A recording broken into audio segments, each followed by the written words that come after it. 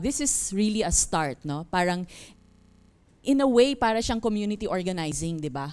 Parang kinoconnect natin ang bawat isa mula sa ibaba, community organizers, yung mga taong naapektuhan din, yung mga nagiging biktima, and you have people who can help, who are in the middle, and then you have government responding. And media, of course, is a very, very important component. And AGOS, most especially, is an important component of disaster response kasi it can bridge all these elements and players and components together. I'd like to ask lang siguro yung karanasan ni Bernadette. Bernadette was one of the community organizer, and yung kwento kanina na about Risa, no? Sorry. Okay. So si Risa was somebody who needed help. So papakwento ko lang because this is an actual experience on the ground. And then papaano nakapag-responde. Sige, kwento mo lang, Bernadette. Di sa naganap po na Bagyong Mario, bilang community organizer, biktima din po nung baha ng araw na yon. Tapos, pag-responde po kasi, commitment po talaga yon. Tama po yung sinabi nung tagapagsalita kanina, na yung kahandaan mo sa paglingkod ay hindi dapat isalang-alang lang yung sarili, kundi yung isipin din kung ano yung magagawa mo doon sa komunidad na inoorganisa mo. Sa pagkakataon pong yun ay hindi rin po kasi agad-agad din makaresponde. Naisip na lang na yung paghingi ng pagsagip sa buhay nung miyembro din po ng Gabriela, doon sa Gabriela Tatalon po. Bahagi po yun ng gawain ng grupo ng Samahan ng Kababaihan, yung Lingap Gabriela.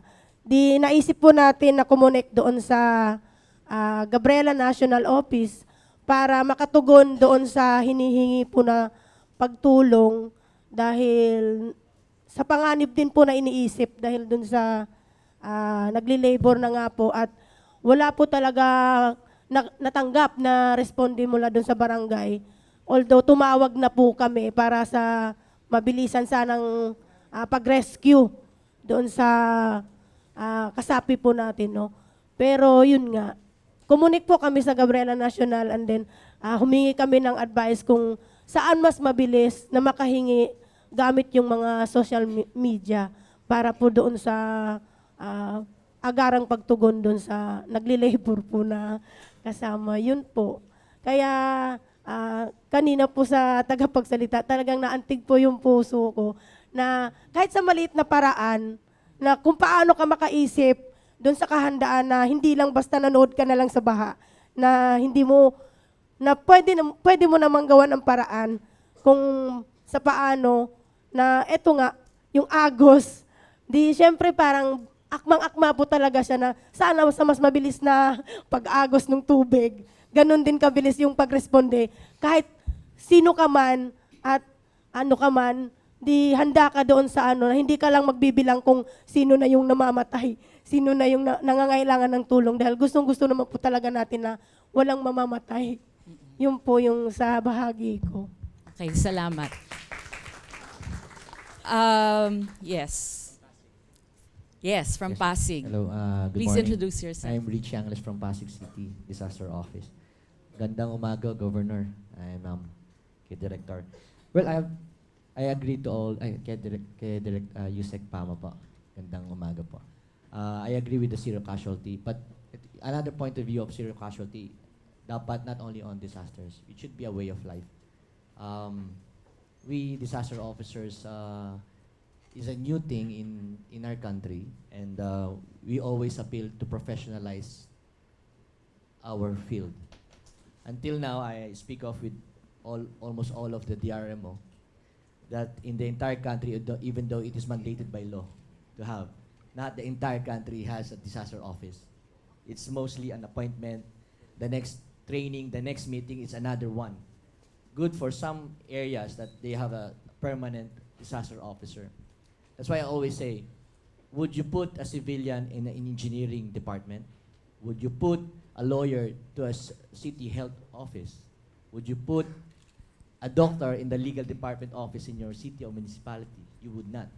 Why not put also someone who is well-trained, experienced in a DRRMO office as mandated under 10121? Until now, it's not happening. That is one. It's a sad reality if you really want to have. Our country is stricken of a lot of disaster, and we should really be. There are a lot of good laws here, but it should be really be implemented. That's one. And why it should be a way of life? We should not wait for disasters to happen. It should be, if there is a disaster office and disaster officer assigned, even a daily life should be the goal of every city or LGU to have a zero casualty in their own locality. It's like for crime, car accidents, there should be someone thinking a lot of things that how to prevent death from happening or casualty from happening. Not only if there's a typhoon or there's an earthquake or landslide. It should be a way of life.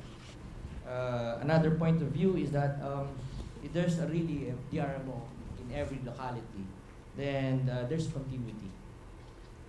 Government money and even international fund have been poured in for trainings, but the next year or the next month, there's another DRMO assigned.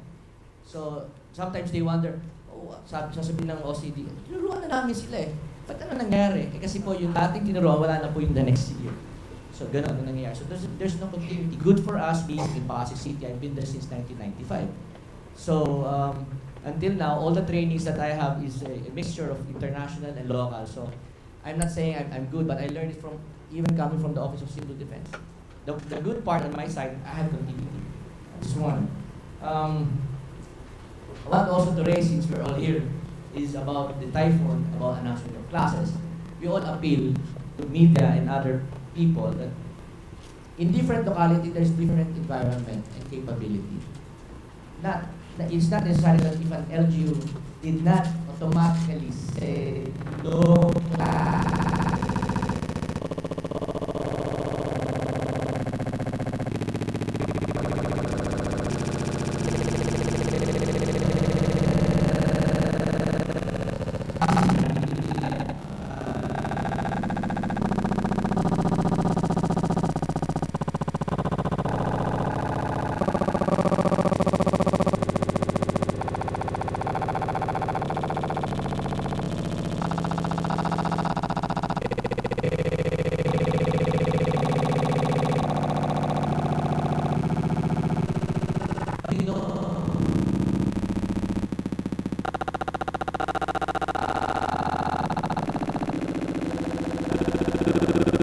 And our city is pouring out millions to Koreans.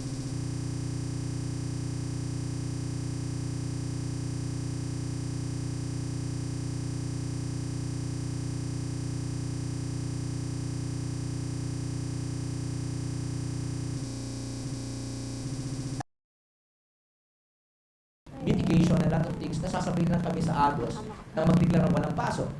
And that's where the money is going, yung taxes ng tao sa amin. Yun ang So yung pagdeklara ng walang pasok is Yes, not a isa yun. gauge or measure. Yeah, sana medyo konting ano lang.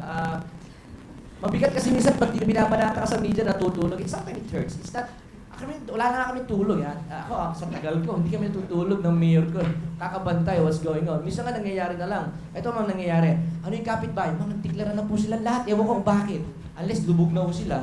Eh paano? Eh ma'am, tayo binabanata na tayo dito. Pero ma'am, wala pa po tayong lubog. No.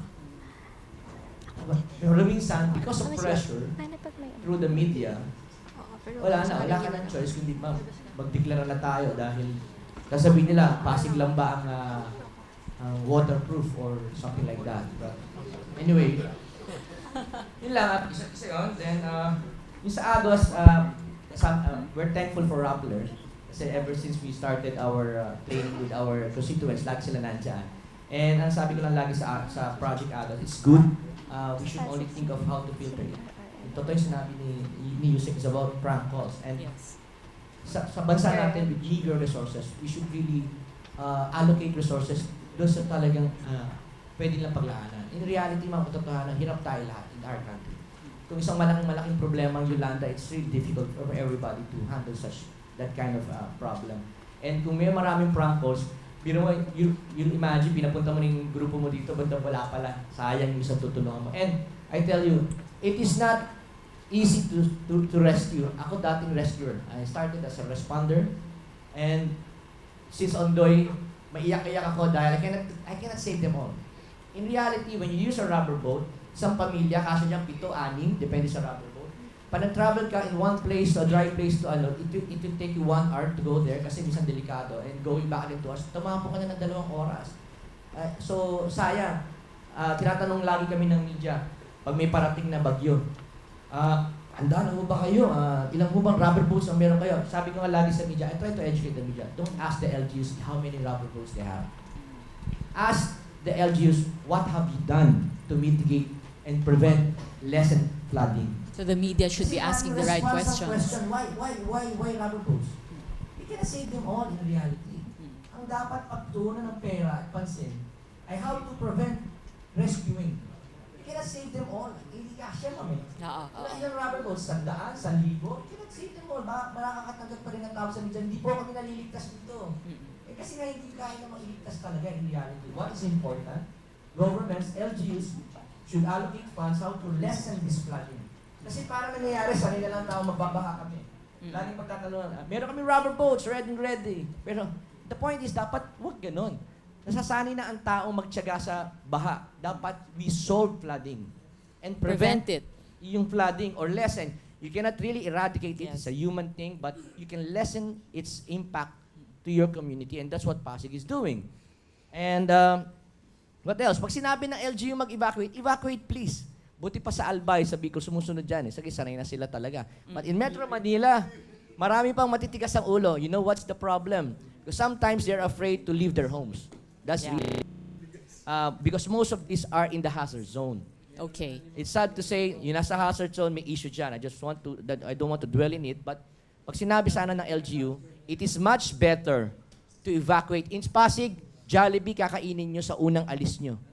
Kasi hindi namin kayang lutuin ng ganong karami Sige, agad. so Pasig is another bright spot insofar as Yes, pag sinabi disaster nila response mag-evacuate is. muna, pre-evacuate, better to eat na lang sa evacuation rather than wait for the water to rise then ask for rescue. Because when you do that, delikado na. Okay. Merong reaction from the back? A question, yes. Please.